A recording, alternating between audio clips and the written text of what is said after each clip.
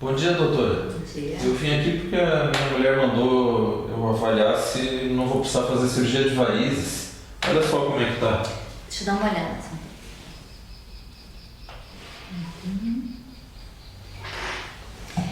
Então, senhor Antônio, era só isso? Bem, na verdade, eu tenho mais um probleminha. É que eu tenho problema na próstata e tá ficando cada vez mais difícil para fazer xixi. Eu tenho acordado muitas vezes à noite, custa para a urina sair, ela não tem mais a mesma força de antes. Certo. Quais são os medicamentos que o senhor está usando agora? Eu trouxe aqui.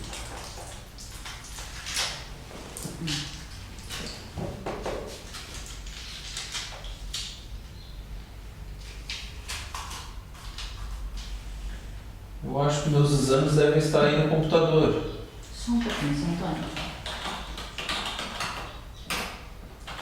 Então, senhor Antônio, estou olhando aqui, a sua última ecografia apresentou a sua próstata muito aumentada, tá? Então eu vou precisar examinar o senhor de novo. Vou ter que avaliar a sua próstata, fazer aquele exame de toque, tá? O senhor pode me acompanhar? Como assim, doutora? Isso aqui, eu não vim preparado hoje. Vamos deixar para outro dia, tá bom? Não, mas espera aí.